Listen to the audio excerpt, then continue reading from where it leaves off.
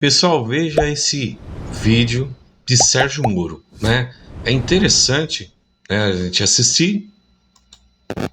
Vamos ver junto aqui, pessoal. Nós estamos assistindo no dia a dia as consequências do abandono dessa trilha. Tivemos até 2 governos que passaram, do presidente Michel Temer e do presidente Bolsonaro, que tiveram, né, os seus defeitos, mas seguiram fazendo algumas reformas liberalizantes. E agora estamos vendo um completo retrocesso. Um governo que acredita, na verdade, no capitalismo de Estado, que acredita no capitalismo de compadrio. E o resultado estamos vendo na cotação do dólar, que chequei aqui, senador Plínio Valério, tem uma dinâmica, tá? 6,11, mas já passou de 6,17 na data de hoje, mesmo com leilões, com venda de bilhões de dólares pelo Banco Central. A receita dessa presidência, desse governo Lula para a economia, está sendo um desastre para o país. Nós estamos vendo a dívida pública explodir, foram 6%. Pessoal, é extremamente interessante quando nós vemos Sérgio Moro, né, o paladino da justiça, senador Sérgio Moro, e ele falando sobre questões econômicas. E espanta ele falar dos 2 últimos governos, né, que antecedeu, porque um foi golpista, né, deu um golpe lá na presidente Dilma, o vice, né, e assumiu no lugar dela. E depois nós tivemos o Michel Temer aí como o presidente, e posteriormente nós vamos ter aí o Bolsonaro. Bolsonaro ganha a eleição. Economicamente, o Brasil ele fica isolado, né? Ele fica isolado. Grandes ataques à China, que é um dos principais parceiros econômicos do Brasil. O Brasil ficou isolado, passou para a 13ª maior economia do mundo. E é claro que isso aí tem efeitos de retrocessos. A fome voltou com muita força no Brasil, né? Nós tivemos aí perdas importantes aí, né? Fome, ela voltou com força. Nós tivemos perda de prestígio internacional como um país que combateu a fome, tirou muita gente da pobreza, da miséria extrema. Quer dizer, isso aí ele não comenta. Isso ele não comenta. E é muito fácil agora o paladino, né? Ele da justiça, ele agora comentar sobre essas questões aí da economia do Brasil. Porque quando você olha a questão econômica do Brasil, gente, as pessoas estão podendo comprar, né? As pessoas estão podendo comprar. As pessoas vão no supermercado, o pacote de arroz não está aquele preço exorbitante como estava, uma garrafa de óleo. Nós estamos vendo um avanço na economia. Quer dizer, o PIB que achavam que iam ser negativo, o PIB está de vento em popa. Nós nunca tivemos uma taxa de desemprego tão baixa como nós estamos vendo agora. Quer dizer, muita gente já saiu da extrema pobreza. Poxa vida, será que economicamente o governo está sendo tão ruim? Dia após dia nós estamos vendo aí agências, né, que dão notas para o Brasil, está mostrando as notas positivas. Então, quer dizer, da onde ele tirou? Que mundo que ele vive que está desse jeito aí o governo? De que jeito que... Eu queria saber, né, gente, porque nós temos o mundo de Marte, de Júpiter, Plutão, né, a Lua, né, e aí nós precisamos saber em qual mundo que ele está falando, porque na Terra, no Brasil, né, as coisas não estão desse jeito. Tudo bem que foi uma fala infeliz, né, uma fala extremamente infeliz do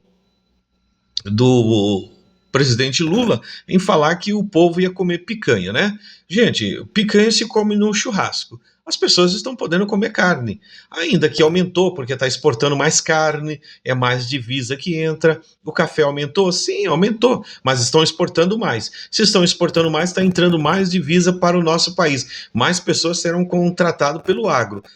Eu acho um absurdo. E quando ele fala do dólar, gente, muita gente não tem noção. mas toda a nossa vidinha aqui no Brasil, a nossa vida ela é vista pelo dólar. Ou seja, você vai comprar um azeite cotado em dólar. Você vai comprar o óleo cotado em dólar, o arroz, tudo é cotado em dólar. Só que nós temos setores que estão fazendo terrorismo aí dentro da sociedade. Porque de todo jeito esse pessoal aí eles querem mais abocanhar mais dinheiro do Estado. Então, ou seja, eles ficam fazendo esse terrorismo, o dólar subiu, tudo, mas isso porque existe um grupo de especuladores. Ele não e outra coisa, esse Congresso que está aí não está comprometido em combater essas especulações, esses especuladores. Muitas vezes trabalham para esses especuladores. Então nós vimos várias sessões aí que era para taxar os mais ricos. Isso não aconteceu. Ficou a conta para os mais pobres pagar. Mas vamos continuar vendo aqui esse discurso fenomenal. De crescimento da dívida pública de dezembro de 2022 a junho desse ano. A continuar nesse ritmo, nós estamos cada vez hipotecando o futuro das gerações, porque a dívida cresce, os juros crescem, o serviço da dívida fica maior e vão faltando dinheiro para as obras, vão faltando dinheiro para o serviço público. Por que a dívida pública sobe? Gente, isso está posto pela taxa de juro que pega.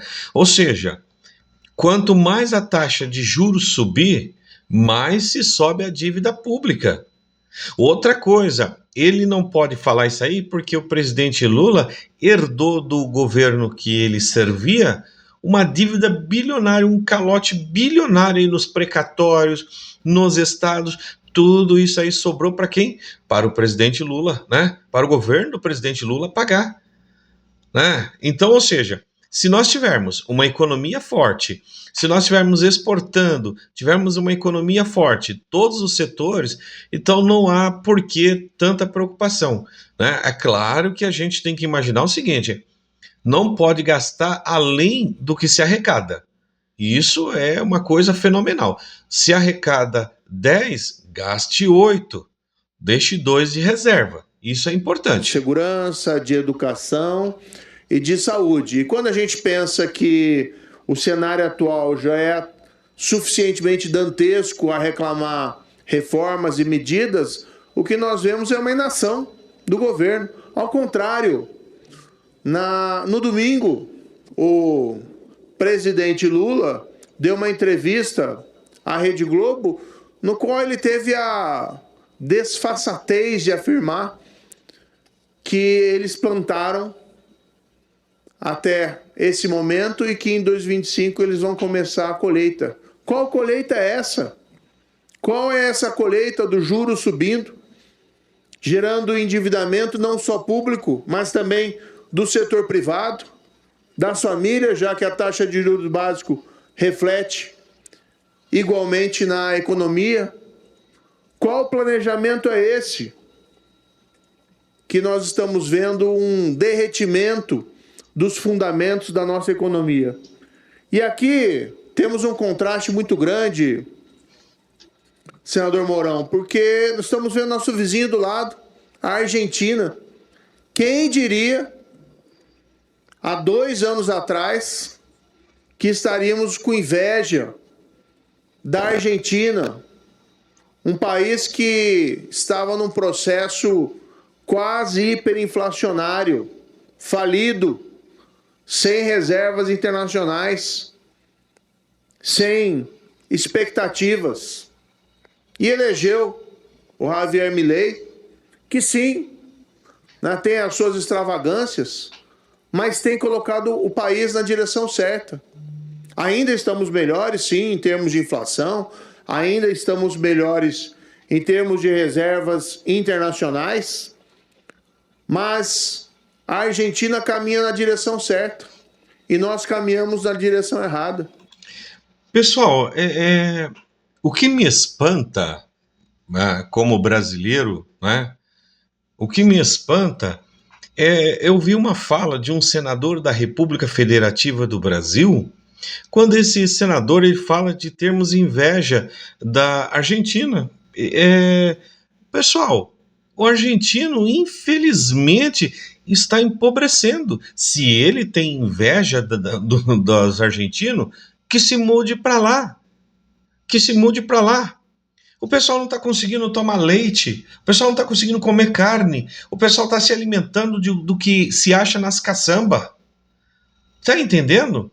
Eu não sei aonde que esse cidadão aqui, né, tá dizendo que tem inveja da Argentina. Mude-se para lá, vá para lá, meu querido. Não fique no Brasil. A Argentina está isolada. Ela precisou de gás, aí precisou aí Javier Milei implorar a Lula para que Lula socorresse a Argentina. Né? Então, quer dizer, quando a gente olha para a Argentina, gente, está numa situação terrível de pobreza, a população está empobrecendo. E aonde Javier Milei está colocando a Argentina no caminho certo? Pelo amor de Deus, né? A gente ouvir uma fala dessa deixa a gente até de alma triste, porque eu não tenho inveja não, viu? Não tenho mesmo. Quem tem inveja, vá para a Argentina. Vá para a Argentina e tentar viver lá. É tentar viver. Né? Chega a ser um absurdo uma fala dessa, como ele falando dos juros altos aí, mas os senadores, por que não brecaram essa subida de juros aí, a qual o presidente do Banco Central foi colocado pelo presidente a quem ele serviu. Tá entendendo, gente? Então não tem como a gente ficar imaginando, olha, não. As famílias, as empresas, a agricultura, tudo empobrece com essa taxa de juros. Mas eu volto a dizer, tem um grupo de especuladores que estão enriquecendo, ficando bilionários com isso daí. Então isso aí, por que não combate isso daí? Por que esse senador não traz um projeto para combater? Mas a gente tem que ouvir essas falas aí totalmente desproporcional mesmo. Por isso que é muito claro, por isso que é fácil nós termos inveja do momento deles, porque nós temos que olhar para o futuro, que nós temos que olhar para o médio e para o longo prazo. Lá a inflação caiu e agora estão saindo da recessão, notícia também desses últimos dias, enquanto nós caminhamos para um desconhecido.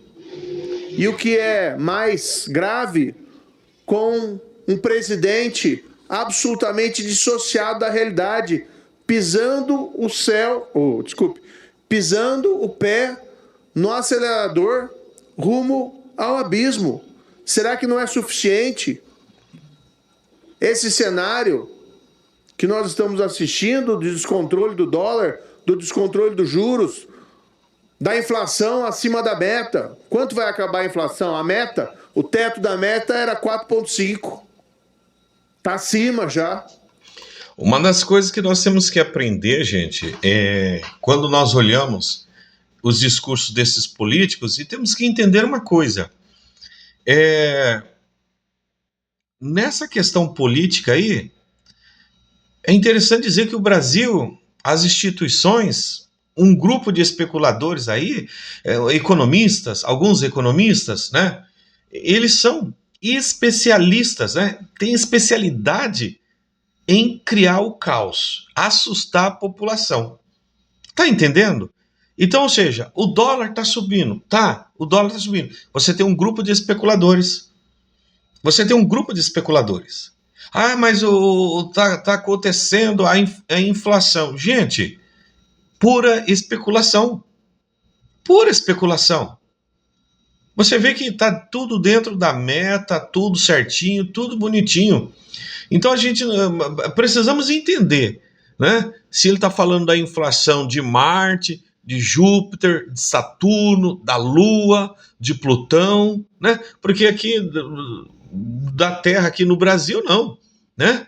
Nós não estamos vendo essa situação que ele está pondo aqui, né? É inacreditável sair com discurso de economia quando os números vai na contramão de tudo aquilo que ele está apresentando. Chega a ser triste de ver umas falácias dessa daí. Então, volto a afirmar. Tá com inveja da Argentina, dos argentinos? Mude-se para lá, vá para lá. O que está fazendo aqui no Brasil? Não é verdade? Então a gente tem que dizer, ué, se tá com inveja, que vá para lá. Talvez chegue próximo a 5, 4,93, mas aqui nós estamos falando do teto da meta, que foi ultrapassado. Quais são os projetos de reforma desse governo para o país? Tivemos hoje em dia, há poucos dias atrás, na área da segurança pública, o ministro Lewandowski, que num ato falho, confessou: a área da segurança pública sofreu um brutal corte orçamentário. Sustaram os concursos. Onde esse dinheiro foi colocado, ninguém sabe. Mas eles não queriam cortes de gastos? Não queriam os cortes de gasto? Então tem que cortar de algumas áreas. Aí corta da segurança. E é bom lembrar, pessoal, tem duas coisas que esse pessoal, às vezes, eles vão falando, e a gente entende que o governo federal é quem cuida das polícias militares nos estados. Não. Não. O governo federal, através do Ministério da Justiça, faz repasses de verba, auxilia os estados. A competência da Polícia Militar, da Segurança Pública, é dos estados. Assim está posto na Constituição. Não é o presidente Lula, não é o ministro Ricardo Lewandowski, nada disso. Porque muitas vezes a gente fala de segurança e acredita que é de responsabilidade do governo federal, quando não.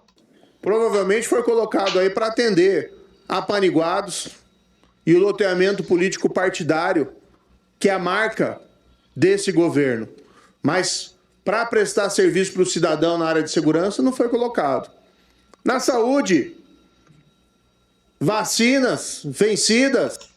Venceu muitas vacinas de Covid na época do seu presidente. O presidente que você serviu.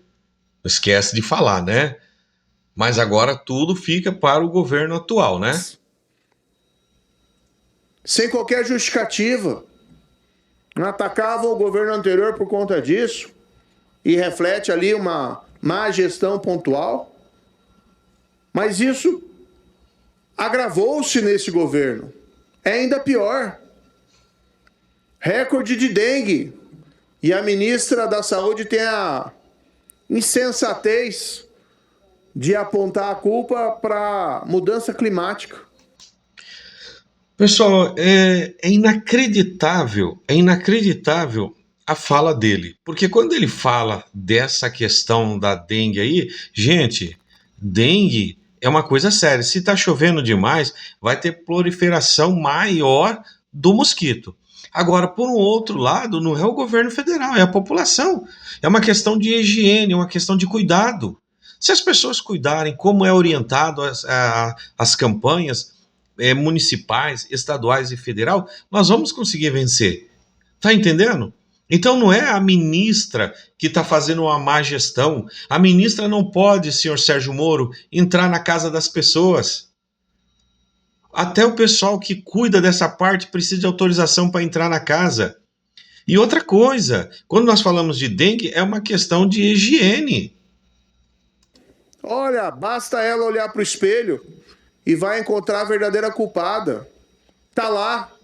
A falta de gestão do seu ministério, a incapacidade de fazer políticas públicas, que é a marca e a cara desse governo, é a incompetência e a insistência em adotar as ideias erradas.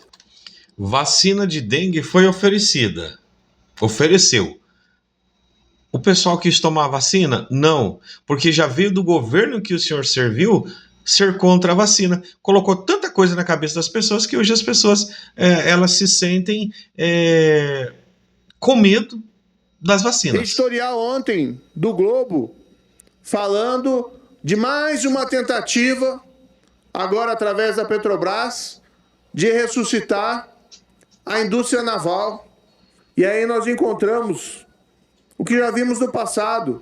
Pessoal, é complicado, é muito complicado quando nós vemos essa questão, né? É muito complicado quando você vê o cidadão usar a tribuna para fazer algo em desfavor à própria nação brasileira. Pessoal, chegamos aqui ao final desse vídeo.